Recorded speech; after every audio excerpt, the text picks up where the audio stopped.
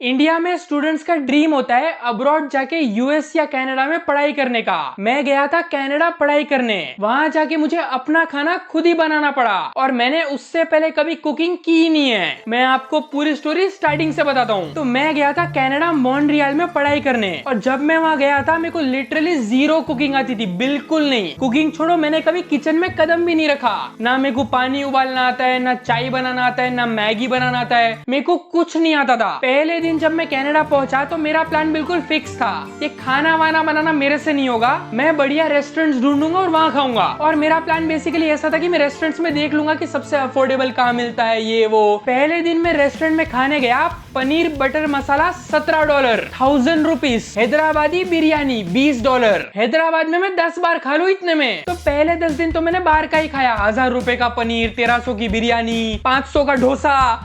क्या चल रहा है ये, यही सब खा रहा हूँ मैं। फिर मैं कैफे में चाय पी रहा हूँ क्योंकि चाय बनानी भी नहीं आती है। लेकिन फिर 10 दिन बाद मैंने सोचा कि नहीं, ये नहीं हो पाएगा। नहीं, ये इतनी औकात नहीं, इतना बजट नहीं है अपना, रहने दो, खाना बनाना सीख लो, वो बेटर है, ये नहीं होगा। तो फिर मैंने बोला चलो अब कोई ऑप्शन है नहीं, कुकिंग सीखनी पड़ेगी। तो मैंने बोला सबसे पहले कुछ इजी बना के ट्राई करते हैं। तो मैंने बोला सबसे पहले बनाते हैं चाय, सिंपल सादी चाय, बेस्ट सिंपल। तो मैं गया यूट्यूब पे और मैंने चाय बनाने का प्रोसेस देखा क्योंकि मेरे को वो भी नहीं आता था। तो मैंने फटाफट से प्रोसेस देखा और प्रोसेस बहुत ईजी था। खाली पानी चाहिए, चाय पत्ती चाहिए, दूध चाहिए, शक्कर चाहिए और चाय बन जाएगी। ज्यादा कुछ है नहीं इसमें। लेकिन इसमें एक की डिफरेंस था कि जो इंडिया में स्टव होते हैं वो गैस स्टव होते हैं, लेकिन कनाडा में जो मेरे पास था वो था इलेक्ट्रिक स्टव। अब इसमें डिफरेंस ये होता है कि जब तुम गैस स्टव बंद करते हो तो कुकिंग बंद हो जाती है, प्रोसेस बंद हो जाता है। लेकिन इलेक्ट्रिक में जब तुम स्टव बंद करते हो तो भी वो हीटेड ही रहता है। जब तक वो गर्म है तब तक खाना भी गर्म होगा, खाना भी पक रहा होगा। तो वो एक की डिफरेंस है। तो मैंने सबसे पहले चाय बनाने के लिए चाय वाला बर्तन रखा, उसमें पानी डाला, ये वो पूरा जो प्रोसेस था मैंने पूरा प्रोसेस किया और मैंने चाय बनाने के लिए रख दिया। और मैं देख रहा था कि चाय मतलब एक्चुअली अच्छी बन रही थी, जैसी घर में होती है वैसी ही बन रही थी। इतना कुछ हार्ड था नहीं। चाय देख रहा हूँ मैं बन रही है। और फिर पता है मैंने लोगों को देखता था कि लोग जब चाय बनाते हैं ना तो गैस स्टव ऐसा बंद करते हैं और चाय ऐसा नीचे जाती है, फिर वापस चालू करते हैं तो चाय ऊपर आती है, फिर नीचे जाती है, फिर ऊपर आती है, नीचे।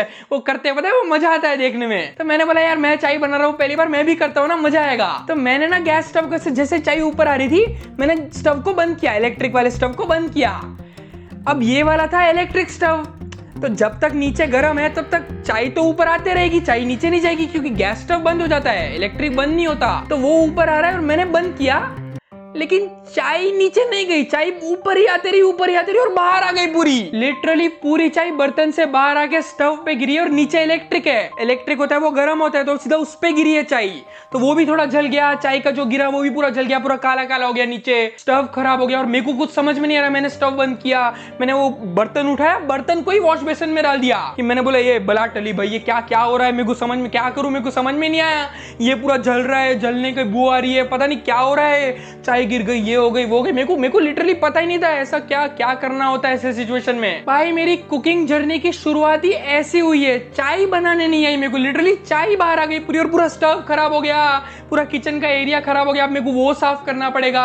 चाय का बर्तन मैंने उठा के वॉश बेसिन में डाल दिया तो वो चाय भी गई, चाय भी वो जो बन गई थी वो भी गई और बर्तन भी साफ करना पड़ेगा। मैंने बोला छोड़ो यार ये सब, मैं वैसे ही छोड़ दिया मैंने और मैं गया कैफे में चाय पीने। तो ये हुआ था सुबह के टाइम पे। फिर मैं अपने क्लास में गया, ये वो यूनिवर्सिटी अटेंड की, ये वो। और जब मैं वापस आ रहा था तो मैं ग्रोसरी स्टोर में गया और मैंने बोला कुछ खाने का सामान देखते हैं, क्या बना सकता हूं मैं, कुछ पॉसिबिलिटी देखते हैं।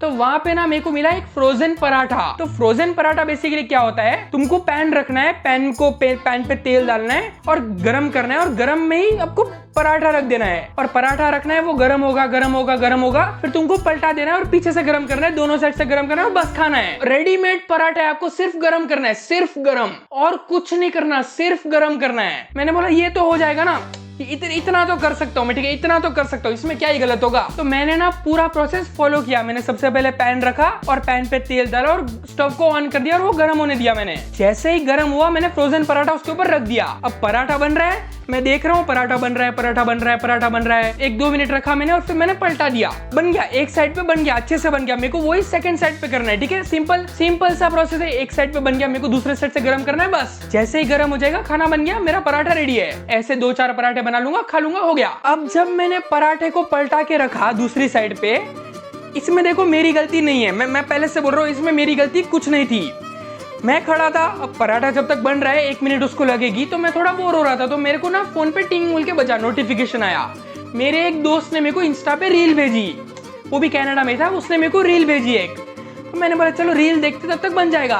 तो मैं रील देखने बैठा और रील थोड़ी बड़ी थी, थोड़ी लेंथ में बड़ी थी, तो मैं रील देख रहा हूँ बैठ के, फोन में रील देख रहा हूँ, साइड में पराठा है लेकिन मैं रील देख रहा हूँ, मैं हंस रहा हूँ, मजा आ रही है मेरे को मैं रील देखने में थोड़ा बिजी हो गया, ऐसा बोल सकते हैं कि मेरा ध्यान पराठे से हट के थोड़ा रील में चला गया, मतलब ऐसा बोल सकते हैं।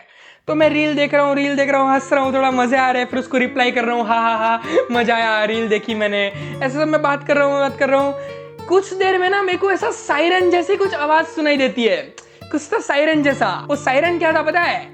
हमारे घर में फायर अलार्म बज रहा था। सुनो पूरी बात, ठीक है, पूरी बात सुनो। फायर अलार्म बज रहा था, मैं रील देख रहा था। अब फायर अलार्म बज रहा था तो मेरे को लगा होगा कुछ बिल्डिंग में फायर ड्रिल, स्कूल में होता है ना फायर ड्रिल, मेरे को लगा कुछ फायर ड्रिल हो रहा होगा, चल रहा है टाइम पास, तो मैं रील देख रहा हूँ। और कुछ देर बाद ना मेरे को कुछ जलने की स्मेल आने लगी, ऐसा कुछ मेरे को लगा कि शायद कुछ जल रहा है, ऐसा जलने की स्मेल आने लगी मेरे को। और मैंने ना ऐसा थोड़ा साइड में देखा तो मेरा जो पराठा था उसमें से पता नहीं क्यों धुआं निकल रहा था, बहुत कुछ ज्यादा, इतना ज्यादा धुआं निकल रहा था कि मेरा पूरा रूम धुआं हो गया, लाइक वो किचन का एरिया, पूरा लिविंग रूम का एरिया पूरा धुआं हो गया। और मैंने ऐसा पलटा के देखा, पूरा काला पराठा, पूरा काला। मैंने बोला ये ऐसे तो नहीं। फिर मैंने फायर अलार्म को वापस देखा और तब मेरे को रियलाइज हुआ कि ये फायर अलार्म मेरे वजह से बज रहा है, क्योंकि पूरा धुआं था रूम में। मैंने सबसे पहले स्टव बंद किया, पराठे को लिया, वॉश बेसिन में डाला वापस। मैंने बोला मेरे को समझ में नहीं आया कहाँ डालूं, मैंने जल्दी से मैंने बोला इसको दूर करो, पहले ये फायर अलार्म बंद होना चाहिए, दूर करो। ये सारी वो दोस्त की गलती है, ठीक है, वो रील अगर नहीं भेजता ना तो कुछ नहीं होता ये, ठीक है, मेरा ध्यान था पूरा, उसकी एक रील की वजह से ये सब हो गया। तो मेरे को समझ में नहीं आया मैं क्या करूं, मैं थोड़ा दूर जाके खड़े रह गया। मैंने बोला मेरे को क्या करना है इसमें, मेरे को क्या करना है। तो मैंने वो दोस्त को मैसेज किया कि भाई यहाँ तेरे वजह से आग लग गई है, मैं क्या करूं, ये आग मतलब खाना जल गया है, मेरा धुआं हो गया है, मैं क्या करूं बता। तो वो मेरे को पूछ रहा है कि भाई तेरे को फायर अलार्म दिख रहा है क्या। मैंने बोला ऊपर, मैंने देखा, हाँ मैं ऊपर फायर अलार्म होता है, वो छोटा सा फायर अलार्म होता है। मैंने बोला हाँ मेरे को दिख रहा है फायर अलार्म। तो वो बोलता है एक काम कर, अंदर से टॉवल या कुछ कपड़ा लेके आ और फायर अलार्म के पास से हवा मार, फायर अलार्म के पास से हवा मार, तू हवा मारेगा ना तो फायर अलार्म से धुआं हट जाएगा और फायर अलार्म बंद हो जाएगा। तो मैंने बोला ये लाइफ हैक्स है क्या, ये ऐसे भी होता है क्या। तो मैं गया रूम में, टॉवल लेके आया, टॉवल ऐसे मैं ऐसे हवा दे रहा हूँ टॉवल से।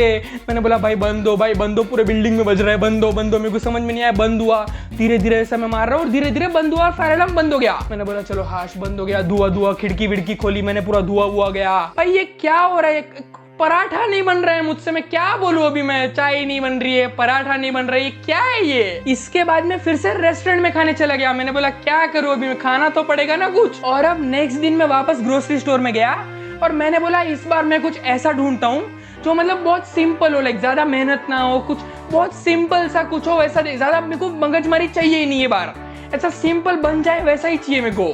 तो मेरे को वहां पे मिला पिज्जा का सामान मिला। मैंने बोला ये इजी है, क्योंकि पिज्जा सॉस डालो, टॉपिंग्स डालो, चीज डालो और ओवन में रख दो। हमारे घर में एक ओवन था, ओवन में रख दो, पिज्जा रेडी। मेरे को कुछ करना ही नहीं, सिर्फ ओवन में रखना है। इसमें क्या गलत हो सकता है, सिर्फ ओवन में रखना है। मैंने बोला ठीक है, पिज्जा का सामान ले लेते, ओवन में रख देते, बन जाएगा। तो मैं सामान लिया, मैं घर पे आ गया। तो मैंने पिज्जा का भी पूरा प्रोसेस किया। मैंने पिज्जा का बन रखा, उसके ऊपर मैंने पिज्जा के सॉस डाले जो भी मेरे को डालने थे, फिर मैंने टॉपिंग्स डाले, फिर मैंने चीज डाला, पूरा रेडी हो गया मेरा। अब मेरे को ओवन को प्रीहीट करना है। ओवन को पहले से गर्म करना पड़ता है और 10 मिनट तक रखना पड़ता है। ओवन प्रीहीट होगा, फिर मेरे को पिज्जा रखना है, ओवन बंद करना है और मेरे को वेट करना है, सिंपल। अब मैं ओवन को प्रीहीट करने गया, तब पता चलता है कि मेरा ओवन खराब है, ओवन चल ही नहीं रहा।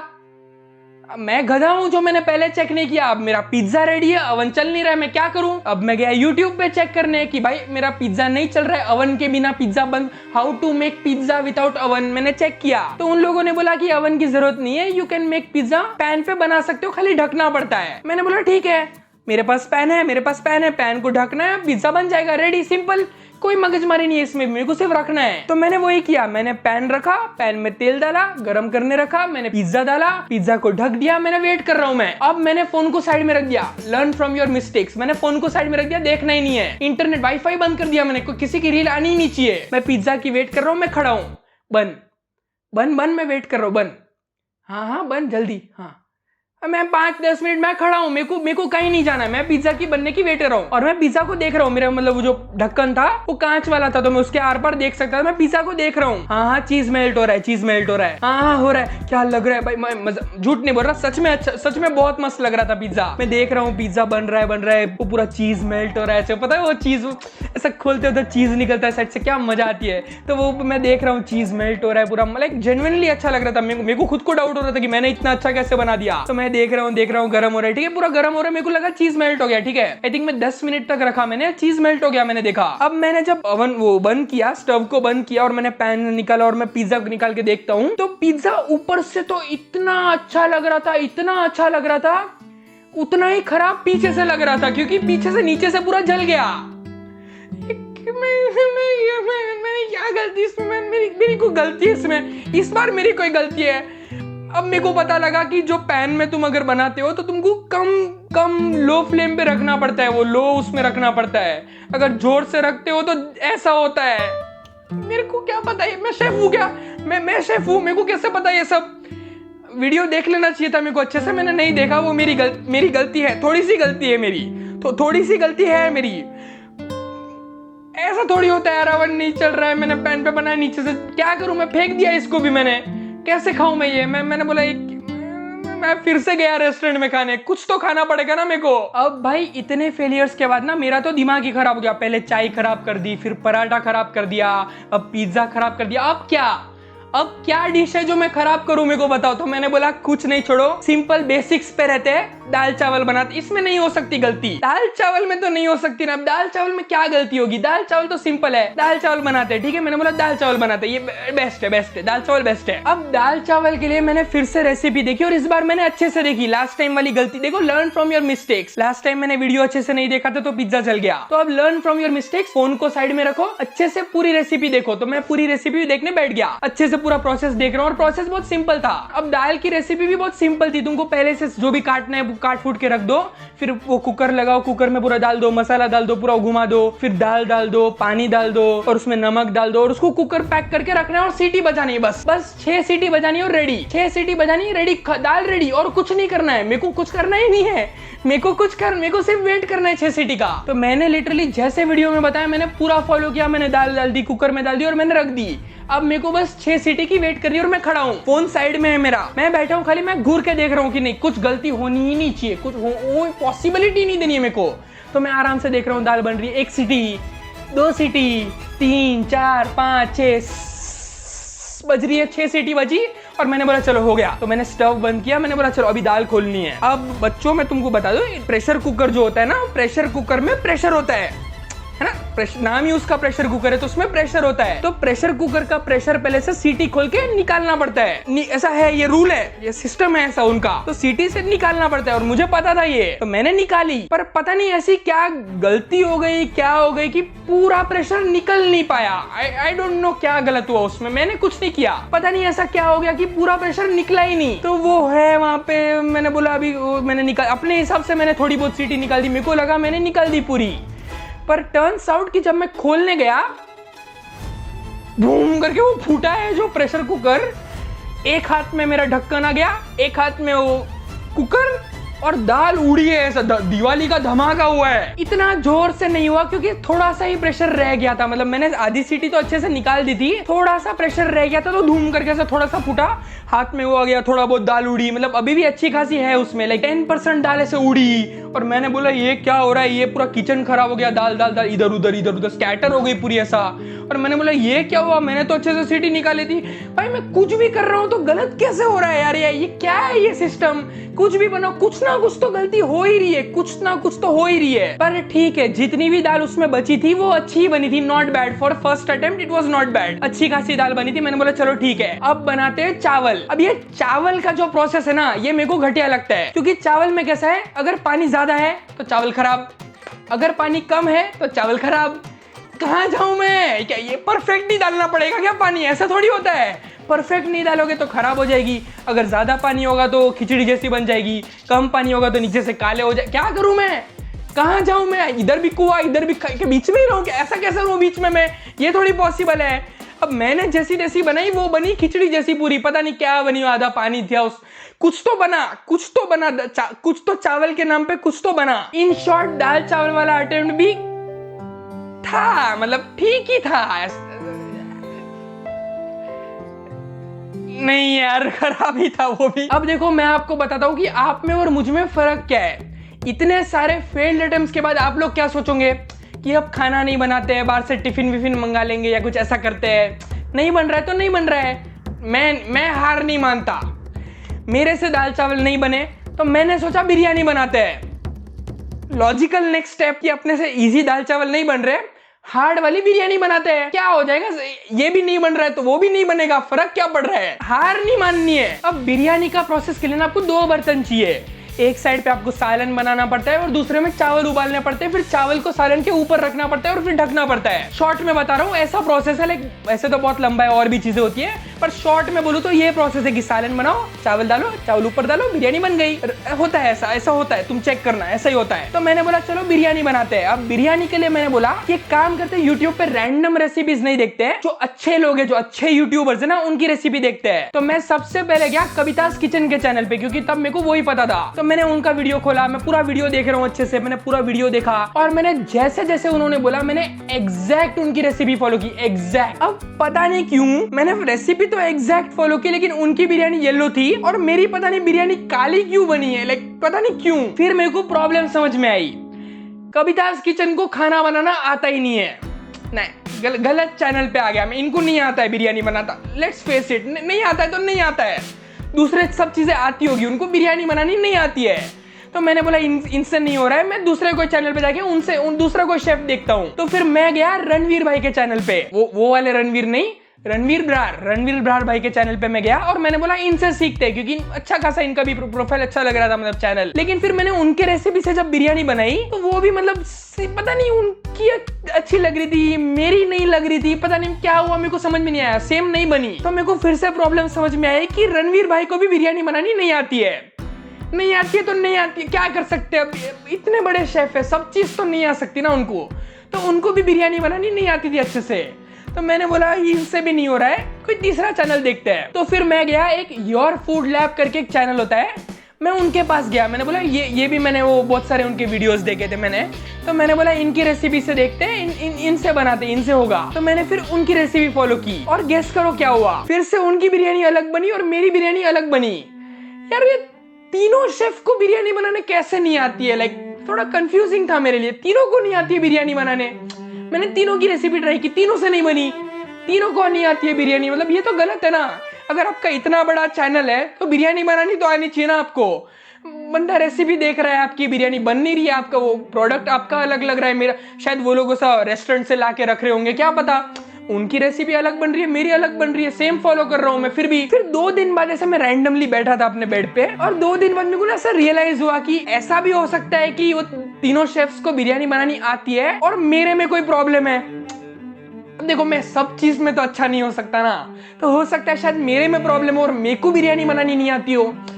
देखो इतना ईगो भी नहीं होना चाहिए, नहीं आती है तो नहीं आती है, मान लेना चाहिए ना अपने आप को भी। तो मैंने बोला चलो मेरे को शायद नहीं आती है, मैं एक काम करता हूँ, वीडियो देखते देखते साथ में फॉलो करता हूँ, मैं जैसा बताएगा मैं एग्जैक्टली साथ में फॉलो करेंगे तो गलती नहीं होगी। तो मैंने बोला चलो ऐसे करते जैसे जैसे कर रहे मैंने की और मैंने फाइनली बिरयानी बनाई। ये थी मेरी फाइनल बिरयानी जो मैंने बनाई कुछ 20वें अटेम्प्ट पे, 28th अटेम्प्ट पे मैंने ये वाली बिरयानी बनाई। भाई इससे बेटर बिरयानी मैंने आज तक नहीं खाई, एक्चुअली खाई है मैंने, बट ऐसा बोलने में अच्छा लगता है। और अब तो मैं बहुत सारे खाने में एक्सपर्ट हो गया, लाइक एक्सपर्ट। खाली ये है कि मेरा खाना हर बार अलग बनता है, सरप्राइज एलिमेंट है मेरे खाने में, कभी ऐसा बनेगा कभी ऐसा बनेगा, वो थोड़ा सा सरप्राइज एलिमेंट है मेरे खाने में। और मैं ये भी बता दूं कि मेरे खाने की रेस्पॉन्सिबिलिटी मैं नहीं ले सकता, अगर आप खा रहे हो तो आपकी जिम्मेदारी है, देख लो, मैं हॉस्पिटल का बिल मैं नहीं भर रहा।